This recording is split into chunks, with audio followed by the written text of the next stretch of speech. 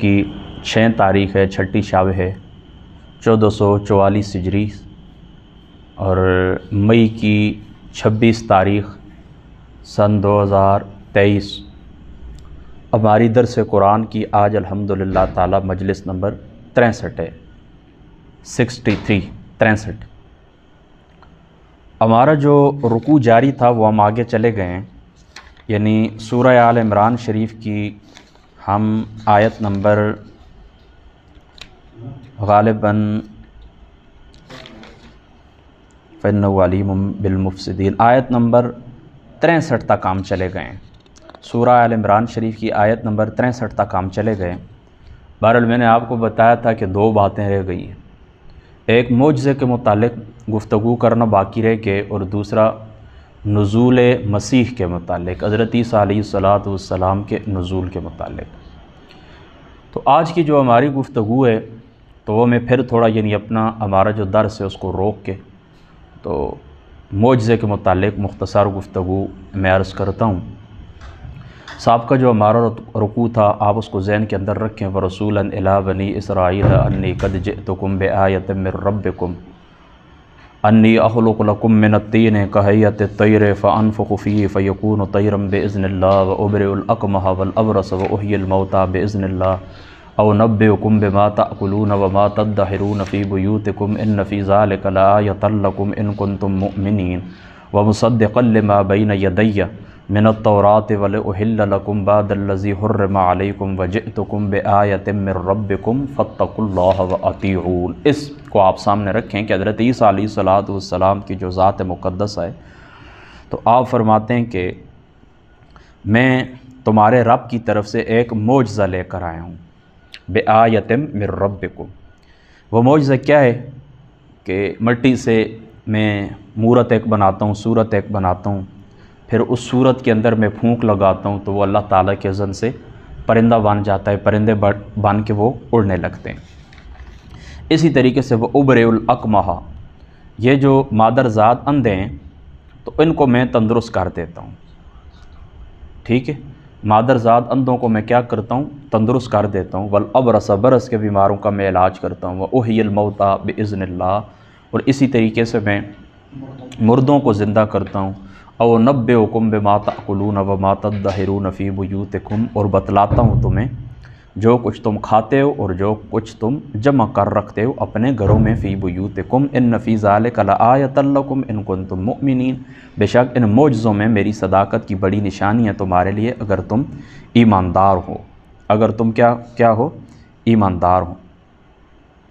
یہاں پر یہ بات آپ نے ذہن کے اندر رکھنا ہے کہ حضرت عیسیٰ علیہ السلام کی جو ذات مقدس ہے، آپ نے یہاں پر یہ جو معجزے بیان فرمائے ہیں ان کی 5 قسمیں۔ نمبر 1، مٹی سے پرندے کی تصویر بنا کر اس میں پھونک مارتے ہیں، وہ زندہ ہو جاتے ہیں۔ اسی طریقے سے مادرزاد اندھے کو آپ بینا فرما دیتے ہیں، کوڑی کو آپ تندرست فرما دیتے ہیں، اسی طریقے سے مردے کو آپ زندہ کر دیتے ہیں۔ یہ 4 قسمیں عملی معجزات کی ہیں، عملی۔ اور 5ویں قسم وہ علمی معجزہ ہے، یعنی پہلے 4 جو معجزے ان کا تعلق عمل سے، عملی معجزات ہیں، اور 5ویں قسم کا تعلق علمی معجزے سے ہے، وہ ہے غیب کی خبر دینا۔ کہ آپ اس طرح بتایا کرتے تھے کہ آج گھروں کے اندر تم کیا کھا کے آئے ہو، ٹھیک ہے، اور یہ کہ جو چیز تم اپنے گھروں کے اندر ذخیرہ کر کے آتے ہو۔ تو یہ تمام امور جو ہیں نا، تمام امور یہ انسان کی قدرت سے باہر ہیں، انسانی قدرت سے یہ تمام امور کیا ہیں، باہر ہیں، جن کا ذکر کیا نا، یعنی معجزے کی 5 قسمیں، 4 عملی اور 1 علمی۔ تو ڈر تھا کہ کہیں پر اس طرح ہو کہ محیر العقول اور یہ انسانی بشری طاقت سے باہر ان امور کو دیکھ کر لوگ حضرت عیسیٰ علیہ السلام کو اللہ کہنا شروع کر دیں، خدا ماننا شروع کر دیں۔ اس لیے ساتھ باذن اللہ کی قید لگا دی کہ یہ سب کچھ جو کچھ ہوتا ہے اللہ تعالیٰ کے اذن سے ہوتا ہے۔ اب معجزے کے متعلق مختصر گفتگو آپ سماعت فرمائیں۔ یاد رکھیں کہ قرآن پاک کے اندر جس طرح ان آیات بینات سے بھی ظاہر ہے، آگے پھر انشاءاللہ تعالی جس وقت سورہ بنی اسرائیل کے اندر ہم پہنچیں گے وہاں پر بھی تفصیلی گفتگو کریں گے، اور اس سے پہلے بھی ایک مقام آتا ہے۔ یہ قرآن پاک کے اندر معجزے کے لیے لفظ آیت استعمال ہوا ہے، ठीक है, कौन सा लफ्ज़ इस्तेमाल हुआ है? इन्न फ़ी ज़ालिका लआयतन लकुम इन कुंतुम मुमिनीन। आया, निशान, अल्लाह ताला की तरफ से निशान। मोजज़े की जो इस्तिलाह ये कुरान के अंदर या हदीस पाक के अंदर नहीं है, ये बात की इजाद है। बहरहाल इसमें कोई शक शुबे की गुंजाइश नहीं है कि अहले इल्म जो होते हैं, जो इस्तिलाहात वज़ा करते हैं, तो वो दुरुस्त हैं, वो दुरुस्त हैं बिल्कुल। अहले इल्म का जो एक गिरोह होता है ना, तो वो इस्तिलाहात को वज़ा करता है और इन इस्तिलाहात के अंदर मानवी रब्त मौजूद होता है, यानी लफ्ज़ का जो लुग़वी माना होता है ना वो, और इसी तरीके से जो इस्तिलाही माना होता है उसके अंदर एक मानवी रब्त मौजूद होता है। निशानी भी अल्लाह ताला की तरफ से एक निशानी होती है, अम्बिया अलैहिस्सलातु वस्सलाम के हाथ के ऊपर अल्लाह ताला ज़ाहिर करता है, ताकि जो आगे से इनकार करने वाले लोग होते हैं, मुनकिरीन होते हैं, मुनकिरीन, तो उन मुनकिरीन के लिए इस बात के ऊपर दलील होती है कि देखें अल्लाह ताला की मदद और नुसरत इन लोगों के साथ शामिल हाल है। तो ये इत्माम उज्जत के लिए अल्लाह ताला की ज़ात अक़दस अम्बिया अलैहिस्सलातु वस्सलाम के हाथों इस तरह के मुहय्यरुल उक़ूल मामलात ज़ाहिर फरमाता है। मकसद क्या होता है? इत्माम उज्जत हो जाए, वो मुनकिरीन हैं उनके जो शुबे हैं वो दूर हो जाएँ और वो इस बात का यकीन कर लें कि ये अल्लाह ताला के पैगम्बर हैं, अल्लाह ताला की मदद और नुसरत इनके शामिल हाल है। ठीक है, आप इस बात को आप एक ज़हन के अंदर रखें। तो कुरान पाक के अंदर लफ्ज़ इस्तेमाल कौन सा हुआ है? आया। और बाकी मोजज़ा का जो लफ्ज़ है वो भी ज़ाहिर सी बात है कि जो मुखालिफ होता है ना, मुआनिद जो होता है, मुकाबला करने वाला होता है, तो वो उसका मुआरज़ा करने से आजिज़ आ जाता है, इसलिए इसको मोजज़ा कहते हैं। और आयत का निशान, आप बड़ी आयत का मान आप जानते हैं ना, निशानी, ये अल्लाह ताला की तरफ से एक निशानी होती है। दूसरी बात आपने ख़ास तौर के ऊपर ये याद रखनी, आगे भी इंशाअल्लाह ताला गुफ्तगू करेंगे। सवाल ये, और बहुत बड़ा सवाल है, कि क्या ये जो अम्बिया अलैहिस्सलातु वस्सलाम मोजज़े दिखाते हैं, तो क्या ये मोजज़ा अल्लाह ताला का फ़ेल होता है या फिर अम्बिया अलैहिस्सलातु वस्सलाम का इख्तियार होता है? तो याद रखें, कुल अहादीस मुबारका के ऊपर हुज़ूर रहमत आलम सल्लल्लाहु ताला अलैहि वसल्लम आपकी सीरत पाक के ऊपर आप नज़र दौड़ाएँ मुकम्मल, यानी इस तरह नहीं होता ना कि दो चार रिवायात को आप ले लें और आप फ़ैसला कर दें। उस बाब के अंदर याद रखें, ये उसूल आप ज़हन के अंदर रखें कि जितनी भी रवायात उस बाब से मुतल्लिक़ा होती हैं उन सब को इकट्ठा एक मकाम के ऊपर किया जाता है, फिर कोई माना अख्ज़ किया जाता है। तो जहाँ तक मेरी अपनी ज़ाती तहक़ीक़ है, मैं इस नतीजे के ऊपर पहुँचा हूँ कि बाद जो मोजज़ात होते हैं ना, तो वो अम्बिया अलैहिस्सलातु वस्सलाम के इख्तियार में नहीं होते, अल्लाह ताला की ज़ात अक़दस जब चाहे उनको ज़ाहिर फरमा देते हैं। और बाज़ मोजज़ात ऐसे हैं कि जो अल्लाह ताला की ज़ात मुक़द्दसा अम्बिया अलैहिस्सलातु वस्सलाम के इख्तियार के अंदर दे देते हैं, वो जब चाहें उसको ज़ाहिर कर दें। अब देखें, इसकी सादी सी मिसाल मैं आपको दे देता हूँ। मैं आपको कह चुका हूँ कि आगे इंशाअल्लाह ताला जाके तफसीली बात करेंगे, लेकिन मैं एक मिसाल आपको दे देता हूँ, आप ज़हन के अंदर रख लें कि देखें कुरान हुज़ूर अलैहिस्सलातु वस्सलाम का मोजज़ा है, ज़िंदा मोजज़ा है। देखें, हुज़ूर अलैहिस्सलातु वस्सलाम ने चाँद के टुकड़े किए, आका अलैहिस्सलातु वस्सलाम की उंगलियों से चश्मे जारी हुए, हुज़ूर अलैहिस्सलातु वस्सलाम के दांत मुबारक बहुत सारे। अब मैं क्या आपको एक एक करके बताऊं, थोड़े सा खाना बहुत ज़्यादा लोगों के लिए काफ़ी हो गया। आका अलैहिस्सलातु वस्सलाम की आप दलाइलुन नबुव्वा इमाम जामी साहब रहमतुल्लाह ताला अलैह उसको पढ़ें, इमाम सयूती साहब रहमतुल्लाह ताला अलैह आपकी खसाइस कुबरा को उठा के देखें, दलाइलुन नबुव्वा को उठा के देखें इमाम,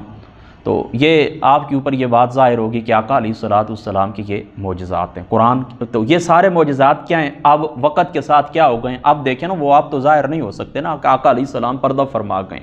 तो वो उस वक़्त के साथ ख़ास थे। लेकिन कुरान रसूल पाक सल्लल्लाहु ताला अलैहि वसल्लम आपकी ज़ात पाक का वो अजीम मोजज़ा है जो रहती दुनिया तक रहेगा। तो अब कोई शख्स ये दावा नहीं कर सकता कि रसूल पाक सल्लल्लाहु ताला अलैहि वसल्लम का ये मोजज़ा यानी मोजज़ा कुरान हुज़ूर के इख्तियार के अंदर था। अल्लाह ताला की ज़ात अक़दस ने जूँ जूँ ज़रूरत थी अल्लाह ताला ने उसको उतारा है, तहज़ीब इंसानी नफूस की तहज़ीब के लिए जो जो ज़रूरत थी जिस जिस वक़्त, तो मोजज़ा हुज़ूर का है। लेकिन आका अलैहिस्सलातु वस्सलाम के इख्तियार से नाजिल नहीं हुआ, बल्कि अल्लाह ताला ने अपनी मंशा और मर्ज़ी के मुताबिक और ज़रूरत के मुताबिक इसको उतारा है। लेकिन आप मदारिज नबूवा को उठा के देखें, वो जो साहबी रसूल थे रसूल पाक सल्लल्लाहु ताला अलैहि वसल्लम, वो अपनी कौम के पास जिस वक्त वापस जा रहे थे तो उनके चेहरे पेशानी पाक के अंदर वो नूर ज़ाहिर हुआ। तो हुज़ूर अलैहिस्सलातु वस्सलाम ने फरमाया, जा ये तेरी कौम के लिए ये निशान है। तो फिर उन्होंने कहा कि या रसूलुल्लाह सल्लल्लाहु ताला अलैहि वसल्लम, मेरी कौम बड़ी अजीब किस्म की है, तो वो कुछ अजीब किस्म की बातें करेंगे कि इसकी चेहरे को क्या हुआ है, ये हो गया, हो सकता है इसको बरस कह दें, कुछ भी कह दें। تو یا رسول اللہ اس نور کو آپ اس طرح کریں کہ یہ میری ہاتھ کے اندر سٹک پکڑی ہوئی ہے، تو اے اللہ تعالیٰ کے رسول آپ اس کو اس سٹک کے اندر منتقل کر دیں۔ تو آقا علیہ الصلوۃ والسلام کی ذات پاک نے وہ ان کا جو نشان تھا، نورانی نشان، ان کو آقا علیہ الصلوۃ والسلام نے اٹھا کر اس سٹک کے اندر پیک کر دیا۔ تو دیکھیں نا، یہاں سے یہ بات ثابت ہوتی ہے نا کہ معجزہ حضور پاک کے اختیار کے اندر تھا، ورنہ آقا علیہ الصلوۃ والسلام فرما دیتے نا کہ وہ جو پہلے نشان آئے وہ تو اللہ تعالیٰ کی مرضی سے ہوا ہے، تو اب اللہ تعالیٰ ہی چاہیں گے تو نہیں، آقا علیہ الصلوۃ والسلام کی ذات اقدس نے وہ نور اٹھا کر اس کی سٹک کے اندر، اس صحابی رسول کی سٹک کے اندر منتقل فرما دیا۔ تو ثابت ہو گئے نا کہ بعض معجزات انبیاء علیہ السلام کے اختیار کے اندر ہوتے ہیں اور بعض معجزات انبیاء علیہ الصلوۃ والسلام کے اختیار کے اندر نہیں ہوتے۔ یہ دو باتیں ہو گئیں۔ تیسری بات خاص آپ معجزے کے بعد کے اندر یہ یاد رکھیں، چونکہ سائنسی دور ہے، یاد رکھیں کہ کسی چیز کی علت، کسی چیز کی حکمت، کسی چیز کا ربط سبب معلوم نہ ہو تو اس کا انکار نہیں کر دینا چاہیے۔ اب ظاہری سی بات ہے کہ جو معجزات ہیں نا، معجزات، ہم مسلمان ہیں، ہم یہ عقیدہ رکھتے ہیں کہ جو کچھ پیدا کیا ہے اللہ تعالیٰ کی ذات اقدس نے پیدا کیا ہے، اور اللہ تعالیٰ کی ذات اقدس نے اس کائنات کو اسباب کے ساتھ جوڑا ہے، اور ان اسباب کے ذریعے کائنات کے اندر مختلف واقعات رونما ہوتے ہیں۔ اس کے ساتھ ہم یہ بات بھی تسلیم کرتے ہیں کہ انسانی جو عقل ہے یہ کامل نہیں ہے، یعنی انسانی عقل کا یہ معیار نہیں ہے کہ وہ یہ جان سکے کہ علتیں کتنی ہیں، اسباب کتنے، یعنی ساری علتیں اور سارے اسباب اور ان کے اپنے مسببات کے ساتھ تعلق، ان کے اپنے معلول کے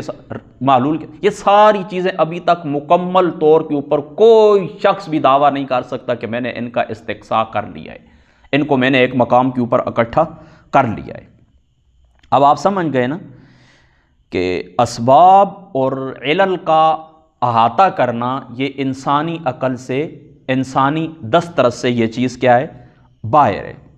تو اس وجہ سے آپ انکار نہ کر دیں کسی بھی چیز کا، کہ معجزے کا آپ انکار کر دیں فقط اس باعث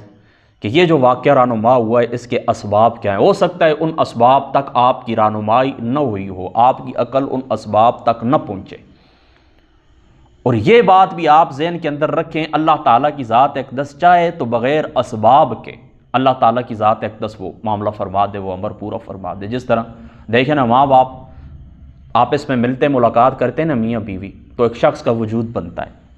یہ اللہ تعالیٰ کی ذات اقدس نے بنی نوع انسان کی بقا کے لیے یہی طریقہ اللہ تعالیٰ نے رکھا ہے۔ لیکن دیکھیں کہ اللہ تعالیٰ نے حضرت آدم کو کس طرح پیدا فرمایا، اسی طریقے سے آپ دیکھیں کہ حضرت عیسیٰ علیہ السلام کو اللہ تعالیٰ نے کس طرح پیدا فرمایا، اسی طریقے سے عدم سے اللہ تعالیٰ کی ذات اقدس نے اشیاء کو وجود بخشا ہے۔ تو جو اللہ تعالیٰ کی ذات اقدس اس بات کے اوپر قادر ہے کہ وہ اسباب کے ساتھ اس کائنات کو چلاتا ہے، وہ بغیر اسباب کے بھی چلا سکتا ہے، وہ بغیر اسباب کے بھی چلا سکتا ہے۔ لیکن چلو کچھ داریہ قسم کے لوگ کہ جو اللہ تعالیٰ کے وجود کو نہیں مانتے، تو ان کی خدمت کے اندر ہمارا یہی نظریہ، یعنی ایک مسلمان کو تو ہم یہی کہہ سکتے ہیں نا کہ اللہ تعالیٰ کی ذات اقدس قادر ہے، جس طرح اس نے اسباب کے ساتھ اس کائنات کو چلایا، بغیر اسباب کے بھی چلا سکتا ہے۔ لیکن جو دائری ہیں، جو اللہ تعالیٰ کی ذات اقدس کو نہیں مانتے اور وہ بلیور آف سائنس اپنے آپ کو کہتے ہیں کہ ہم سائنس کے اوپر ایمان رکھتے ہیں، جو وہ، تو ان کی خدمت کے اندر ہماری یہ گزارش ہے کہ آپ یا کہہ سکتے ہیں کہ کوئی دنیا کا کوئی سائنسدان وہ یہ دعویٰ کر سکتا ہے کہ تمام علتیں جتنے بھی ہیں، اسباب ہیں، ان سب کا میں نے احاطہ کر لیا؟ نہیں، بالکل نہیں کر سکتا، بالکل نہیں کر سکتا۔ تو ہو سکتا ہے یہ جو معجزات ہوں ان کے کچھ اسباب ہوں، ان کی کچھ علتیں ہوں، لیکن وہ انسانی عقل سے ماورا ہوں، انسانی عقل ان تک نہ پہنچ سکے۔ دیکھیں، یہ ایک کتاب ہے ہیروز آف سویلائزیشن، اس کے اندر نیوٹن کی ایک مثال، نیوٹن کا ایک قول انہوں نے نقل کیا ہے، کہتے ہیں کہ میری مثال اس بچے کی ہے۔ نیوٹن کیا کہتا ہے؟ میری مثال اس بچے کی ہے جو سمندر کے کنارے کھیل رہا ہے۔ میری مثال اس بچے کی ہے جو سمندر کے کنارے کھیل رہا ہے، مجھے اپنے ساتھیوں کی نسبت کوئی زیادہ خوبصورت سنگریزہ گونگا موتی مجھے مل جاتا ہے، لیکن ابھی حقیقت بحر زخار کی طرح میرے سامنے ہے جس کا مجھے کوئی بھی کسی قسم کا بھی علم نہیں ہے۔ اب آپ سمجھ گئے نا؟ تو اب آپ سمجھ گئے اس بات کو جو میں آپ کو کہنا چاہتا ہوں کہ ممکن ہے کہ ان معجزات کے بھی اسباب ہوں، لیکن انسانی عقل چونکہ اس کی رسائی اتنی نہیں ہے، لہٰذا اس چیز کی بنا کے اوپر کوئی بندہ انکار کر دے تو یہ کوئی کیا ہے، دانشوری نہیں ہے، یہ کوئی علم کی خدمت نہیں ہے، یہ کوئی انسانیت کی خدمت نہیں ہے، بلکہ لوگوں کے ذہنوں کے اندر مزید شکوک اور شبہات ڈالنے۔ آج دنیا کی کوئی سائنس مجھے بتائیں نا کہ وہ اس طرح کرے کہ انگلیوں سے پانی جاری کر دے، کھانا تھوڑا سا اور وہ کر سکتا ہے کچھ؟ کبھی بھی نہیں۔ اللہ اکبر، اللہ اکبر۔ اب دیکھیں پیر کرم شاہ صاحب الازہری رحمۃ اللہ تعالی علیہ، یہ مودودی صاحب، چلو ان کو چھوڑ دیتے ہیں، یہ میں آپ کو پورا چلو پڑھ کے سنا ہی دیتا ہوں، کیونکہ آگے جا کے انشاءاللہ تعالیٰ پھر ہم تفصیلی بحث کریں گے سورہ بنی اسرائیل کے اندر بھی اور اس سے پہلے بھی، لیکن آج کی جو نشست ہے نا اس کے یہ آپ پیراگراف سن لیں ان کا۔ کہتے ہیں کہ جب حقیقت یہ ہے تو قرآن کے بیان کردہ معجزات کو تسلیم کرنے سے انکار کرنا یا ان کی ایسی تعویل کرنا جن کو عربی زبان اور قرآن کا فصیح اور بلیغ اسلوب بیان قبول کرنے کے لیے فصیح اور بلیغ اسلوب بیان قبول کرنے کے لیے تیار نہ ہو، نہ علم کی خدمت نہ قرآن کی، اور اگر ایک لمحہ کے لیے یہ مان بھی لیا جائے کہ سلسلہ اسباب اور علل کی ساری کڑیاں ہمارے علم کی گرفت میں آ چکی ہیں تو ان کا ہم نے کلیتاً احاطہ کر لیا ہے، پھر بھی معجزات کے انکار کی کوئی وجہ نہیں ہے، کیونکہ قادر مطلق خدا جس نے اپنی حکمت کاملہ سے ایک چیز کو ایک علت سے وابستہ کر دیا ہے، وہ اس پر بھی قدرت رکھتا ہے کہ اس چیز کی تخلیق اور آفرینش کو اس کے علاوہ کسی اور علت سے وابستہ کر دے۔ اللہ تعالیٰ کی ذات اقدس نے یہ علت پیدا فرمائی ہے نا، تو ممکن ہے کہ اللہ تعالیٰ اس معلول کو کسی اور علت کے ساتھ اللہ تعالیٰ کی ذات اقدس وابستہ کر دے، جو ہے کہ اللہ تعالیٰ پیدا کرنے کے اوپر قادر ہے اور اس کو اس کے ساتھ جوڑنے کے اوپر قادر ہے، وہی رب تعالیٰ اس کے ساتھ دوسری علت کو جوڑ دے۔ اور معجزات کے ظہور پذیر ہونے کا مقصد یہ ہوتا ہے کہ معاندین اور منکرین حق کے سامنے اپنے نبی کی صداقت کی ناقابل انکار دلیل پیش کر دی جائے۔ یہ بات میں شروع کے اندر آپ کو بتا چکا ہوں۔ یہ بھی اللہ پاک کا کرم ہے کہ جو کچھ میرا اپنے سوچ و بچار ہوتی ہے نا، پھر اس کے بعد میں نے کئی دفعہ مطالعہ کیا ہے، یعنی کچھ چیزوں کے اوپر غور کرتا ہوں نا کہ یہ کس طرح ہونی چاہیے، تو پھر میں غور کرتا ہوں نا تو پھر میں نے دیکھتا ہوں کہ آگے جا کے پھر اسی مصنف نے یا کسی اور عالم نے اسی قسم کی گفتگو کی ہوتی ہے۔ کئی دفعہ تو اللہ پاک کا فضل اس طرح ہوتا ہے کہ محدثین حدیث پاک کی شرح کے اندر اور مفسرین قرآن کی اس تفسیر کے اندر تعویل کرتے ہوئے توجیہات کرتے ہوئے مفسرین نے وہی چیز بیان کی ہوتی ہے۔ بہرحال ظاہر سی بات ہے، دین ہے کہ اللہ تعالیٰ کی ذات اقدس نے سب سے پہلے یہ دین انسان کو پیدا کیا، اس کی فطرت کے اندر رکھا، یہ کوئی بیرونی فورسز نہیں ہے، یہ انسان کے اندر کی پکار ہے۔ پھر اللہ تعالیٰ نے اس کے اوپر مزید کرم یہ فرمایا کہ تمہیں یاد دہانی کے لیے اللہ تعالیٰ نے انبیاء اور کتابوں کا سلسلہ بھی کیا ہے۔ تو چونکہ دین ہے کہ انسان کی وہ فطرت ہے کہ لہٰذا وہ ایک جیسا ہی ہوتی ہے، اس میں کوئی انوکھے اور اچھمبے کی بات نہیں، انسانی فطرت ہے نا، انسانی فطرت کی پکار ایک جیسی ہے۔ جو میری ڈیمانڈ ہے وہی ڈیمانڈ آپ کی ہے، جو آپ کی ڈیمانڈ ہے وہ 7 سمندر پار امریکہ کے اندر برطانیہ کے اندر بیٹھے ہوئے لوگوں کی بھی وہی ڈیمانڈ ہے۔ فطرت ان کی بھی ایک ہے، ہماری بھی ایک ہے، فطرت کے اندر کوئی فرق نہیں، گورے ہوں یا کالے ہوں یا وہ کیا ہوتے ہیں دوسرے وہ گندمی رنگ والے جو بھی ہوں، ٹھیک ہے، یہی 3 کلر ہیں نا پوری دنیا کے اندر، وائٹ اور بلیک اور گندمی رنگ۔ اچھا، اور ان پر یہ واضح کر دیا جائے کہ اللہ تعالیٰ کی تائید اور نصرت ان کے شامل حال ہے، اسی لیے تو یہ محیر العقول واقعات ان کے اشاروں پر واقع ہو رہے ہیں، اور عام طور پر ہر نبی کو اس کے زمانے کی ضروریات کے مطابق معجزات عطا کیے جاتے ہیں۔ دیکھیں نا، حضرت موسیٰ علیہ السلام کا جو زمانہ پاک تھا تو اس کے اندر کیا تھا؟ حضرت موسیٰ علیہ السلام کے زمانہ مقدسہ کے اندر کیا تھا؟ یہی کھیل تھا نا، بہت زیادہ سحر وغیرہ، جادو اور اس قسم یہ چیزیں، بہت زیادہ شعبدہ بازی۔ تو اللہ تعالیٰ کی ذات اقدس نے اس شعبدہ بازی اور اس سحر کے مقابل اسی طرح کے معجزات اس کے مقابلے کے لیے اللہ تعالیٰ نے حضرت موسیٰ کو عطا فرمائے۔ اور حضرت عیسیٰ علیہ السلام کی مبارک زندگی کا جو دور تھا یہ حکمت کا دور تھا، حکمت کا دور تھا۔ تو اس میں اس طرح ہے کہ اللہ تعالیٰ کی ذات اقدس نے اسی طرح اللہ تعالیٰ کی ذات اقدس نے ان کو معجزات عطا فرمائے کہ بڑے بڑے حکیم اور طبیب اور ڈاکٹر جن کو ہم کہتے ہیں نا، وہ علاج سے اس طرح ہوتے تھے کہ عاجز آ جاتے تھے، کسی بیمار کا وہ علاج نہیں کر سکتے تھے، اور حضرت عیسیٰ علیہ السلام آپ اس طرح کر ان کو مسح فرماتے تھے، اس لیے آپ کو مسیح کہتے ہیں نا،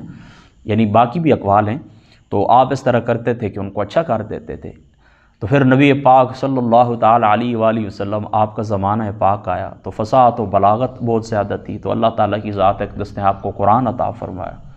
اور دریا بہا دی اللہ تعالیٰ کی ذات اقدس نے فصاحت اور بلاغت کے قرآن پاک کے اندر۔ تو ہر نبی کا جو زمانہ ہوتا ہے، یاد رکھیں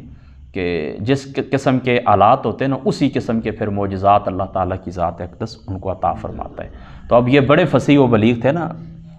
عرب، ان کی بیٹیوں کو، بیویوں کو، بہنوں کو اور یہ گھر کی خواتین کو 2,000 اشعار یاد ہوتے تھے، اور زبانی وہ استدلال کیا کرتے تھے کلام عرب سے، اور غلطیاں واضح کیا کرتے تھے۔ اور تو پھر آقا علیہ السلام جس وقت قرآن لے کر آئے تو وہ سارے اکٹھے ہو کے انہوں نے کہا کیا کرے، انہوں نے کہا کچھ بھی نہیں کر سکتے، کچھ بھی اس قرآن کے مقابل، قرآن کا معارضہ کرنے سے، آیات بینات کا مقابلہ کرنے سے ہم عاجز آ گئے،